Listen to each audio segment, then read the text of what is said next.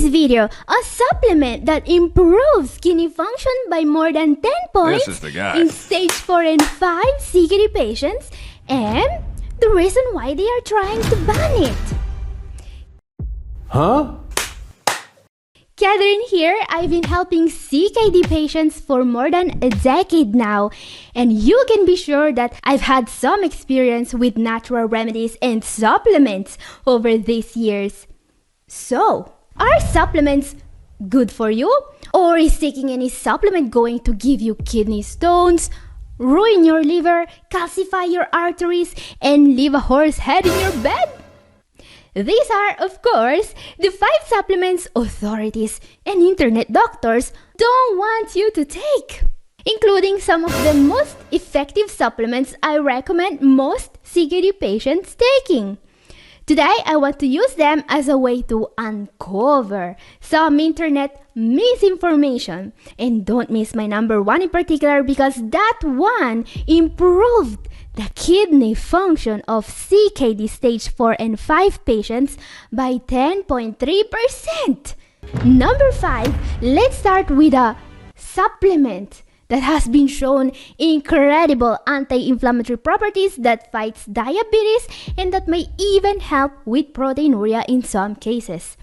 And let's see what this doctor from the Mayo Clinic says about it. Accumulate in the context of kidney disease. A class of supplements we looked at, which we call high risk, defined by the National Kidney Foundation, they're considered high risk because they contain potassium or phosphorus. So according to this doctor and according to the NKF, of course, the big baddies in the supplement world are, drumroll please, potassium or phosphorus. I mean, there are supplements out there that are literally sold on the supermarket shelves that could destroy your kidneys faster than you can say renal failure. But sure, let's obsess over potassium and phosphorus like it was 2006 once again. And let's see what she considers the most dangerous supplement. So the most common that we found was flaxseed. So flaxseed is very high in phosphorus, and it was one of the most common high-risk supplements taken by people of all stages with kidney disease. Okay. So let's see if I'm getting this straight. The Mayo Clinic claims that one of the most dangerous supplements CKD patients are unknowingly taking is flaxseed. Yeah, those small seeds some people grin on top of their morning oats. But no, according to the Mayo Clinic, it's not food. It's a super dangerous supplement. Why?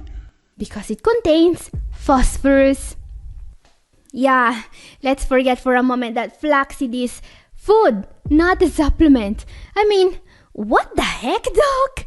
Were you sleeping during Nutrition 101 or what? But is she right about the phosphorus at least? Well, let's see. A tablespoon, or about 7 grams of flax seeds, has about 40 milligrams of phosphorus. But is that a lot? Well, for comparison, if you eat 6 ounces of yogurt, you are going to get 245 milligrams of phosphorus. 1 cup of milk is 226 milligrams, and a 3 ounces chicken breast is 182. So why aren't they warning CKD patients about these phosphorus-loaded foods instead of demonizing innocent little flax seeds? I mean, they should be warning us about the dangers of breathing too much air at this point. Because here's the kicker, guys. We barely absorb phosphorus from plant-based foods like flaxseed. So don't think 40 milligrams for a tablespoon. Think more 10 milligrams. Oh, so dangerous! On the other hand, eat some chicken or yogurt in a single meal. You could easily get 800 or 1000 milligrams of phosphorus heading straight to your kidneys like a freight train. And that's bad if it wasn't clear. Oh, and by the way, these days, flaxseed is often recommended to CKD patients by, you guess it, competent dietitians. There are studies proving that eating flaxseed regularly protects the kidneys, especially in those also suffering from chronic forms of inflammation. Flaxseed can even improve the kidney function of patients in some cases. And let's talk about flaxseed and diabetes. In an 8-week study in 57 people with type 2 diabetes, those who consume 1 ounce or 30 grams of flax seeds per day experienced significant reductions in HbA1c compared with those who didn't. Researchers believe this could be due to the anti-inflammatory properties of this superfood. So we are talking about a seed that not only reduces inflammation in the body, but it also fights diabetes, the #1 cause of kidney failure in the world. Why are they trying to forbid kidney patients from having it? Are they really afraid that flaxseed will hurt their business? Oops, I mean patients' health? And guys, if you think only medical authorities are dishing out bad advice, let's listen to this famous influencer for some comic relief. Unless your doctor tells you otherwise, stop wasting your money on these 7 supplements. Yeah, it's Dr. Gundry. Always wanted to feature him in one of my videos. What's his revolutionary health tip today? Smoking for healthier lungs? Tanning beds for that youthful glow? Let's take a look. #1, calcium supplements. Huh? Oh no, those expensive calcium supplements that cost $12 for a year supply and that can save kidney patients from hyperphosphatemia and oxalate stones. Why are we wasting our money on them? There is no evidence that a calcium supplement will actually have any benefit in actually making the calcium go to your bones. And shockingly enough, for a man that says that smoking makes you live to be 100, and you live longer if you smoke in some of these areas. he is actually almost correct about calcium. I mean, there is evidence that increasing calcium intake only produces small increases in bone mass density. But hey, I get his point. Don't take calcium supplements to get more calcium to the bones. Not how it works. He's got a point there. In fact, there's some evidence that calcium supplements will deposit calcium in your blood vessels where you don't want it. So you get plenty of bioavailable calcium in the foods you eat.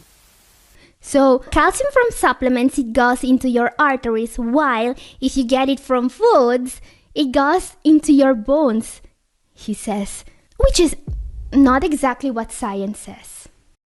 In fact, most studies tell us that the source of the calcium you get doesn't really make a difference.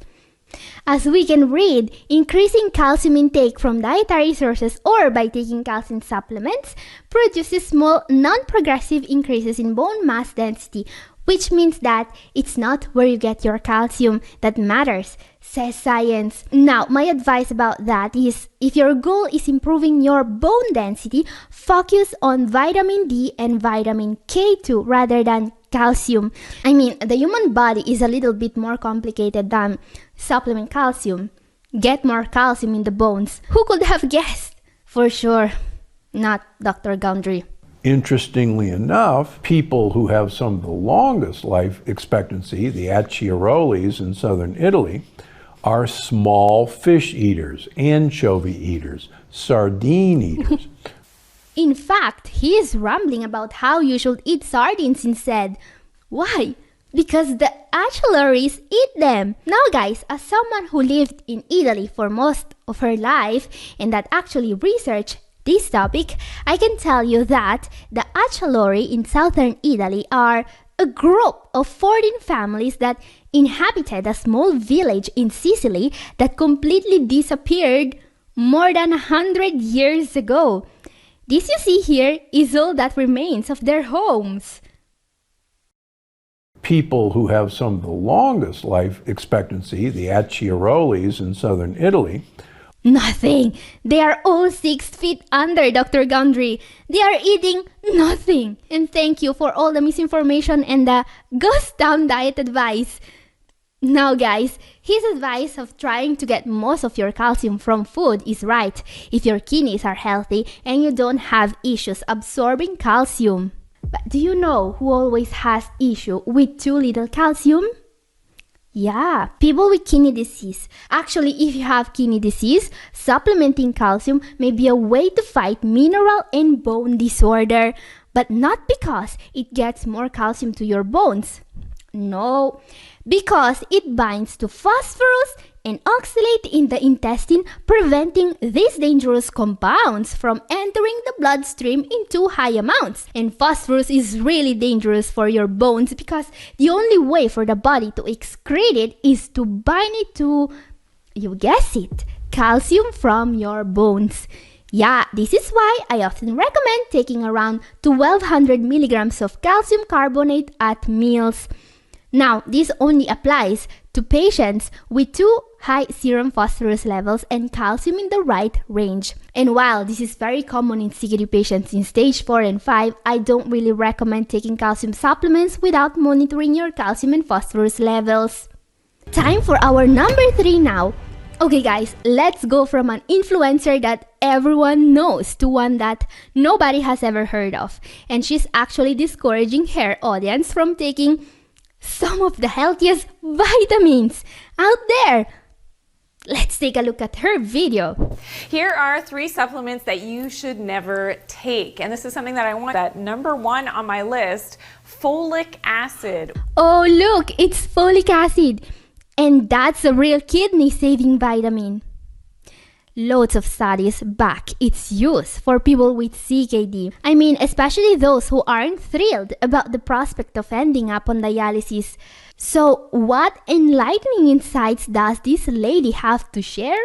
Folic acid in particular is not a natural substance. This is chemically derived, often from the petrochemical industry. Oh no, the petrochemical industry. Big oil is poisoning all vitamins. They're so bad. Because you know, anything that's not natural must be evil. Yeah, welcome to Vitamin Conspiracy Theories 101. But who is still peddling this advice? Ah yeah, she's a naturopath. And it's exactly gems like this from Dr. Janine Bowring that make some people wary of naturopaths. This is really ruining the good name of our profession. But hey, fortunately, not all naturopaths are convinced that everything that's natural is good for you and that everything that's chemical is bad for you. I mean, salmonella is perfectly natural, isn't it? Arsenic is natural, isn't it? Asbestos is natural. So yeah, forgive me if, as a naturopath, I keep recommending vitamins that are not natural because do you know what is not natural and it's still perfectly safe? Yeah, folic acid. Or is it? I mean, if only there was a study conducted on a big number of participants to tell us if this vitamin is safe for CKD patients or not.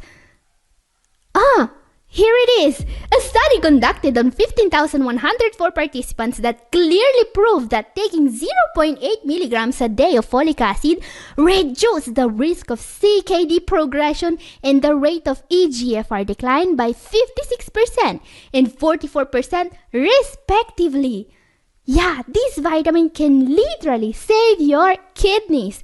Folic acid is something I always recommend to patients that take ARBs or ACE inhibitors.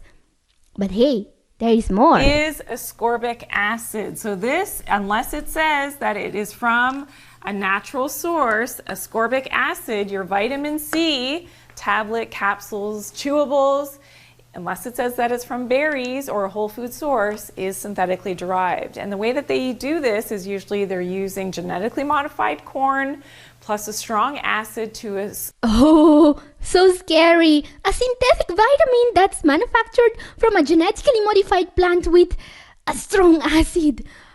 Oh no. I have taken the whole bottle. Am I gonna die? Oh no, what I have done. Okay guys, just kidding. Yeah, this is a synthetic vitamin. But you know what? There is nothing bad about that. You know what's bad? Scurvy. By the way, ascorbic acid in a low dose of 60 to 100 milligrams a day is the preferred form of vitamin C for CKD patients. And she goes on bashing B-complex vitamins too, but I'll spare you that horror show. What I loved about her exposition is how she gets straight to the point. After 2 minutes of vitamin rambling packed with more misinformation than a year's subscription to a gossip magazine, you finally find out she's peddling her own brand of organic vitamins. I mean, sure, doc, every vitamin is bad unless you are selling it, of course. And guys, keep taking your B-complex and don't get scared by influencers whose only goal is to make your life more complex. Okay guys, before we see our number one, a little misinformation bonus. I mean, we have seen some misinformation from health authorities, misinformation from health supervillains. For a little change of pace, let's see some misinformation from the internet nicest doctor. Yeah, Dr. Mike, of course. And he's going to have to undergo dialysis treatments 3 times a week. Dialysis? Is there any other way? What about me? What's the difference between a dog kidney and a human kidney? I have no idea. Yeah, this is a react video to a react video. Reactception. So guys, do you know what's the difference between a dog kidney and a human kidney? Yeah, I bet that many of my subscribers know exactly why we can't get a kidney from a dog or from a pig, for example. I mean, we can't. For now.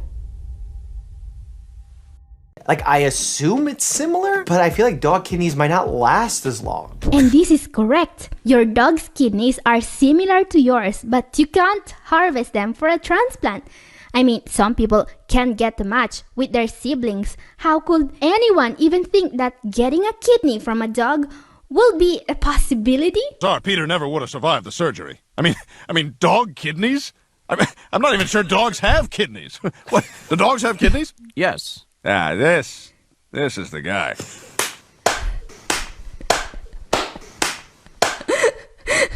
Okay, this was funny. I need to do more reacts. But if I will ever need a kidney transplant, I hope the surgeon is not going to be Dr. Mike. Otherwise, I may end up with a dog's kidney. Bear, I would never harvest your organs. I will not ever harvest your kidneys. But as I was saying, we can't get kidneys from animals. So don't worry, Bear. Your kidneys are safe. For now.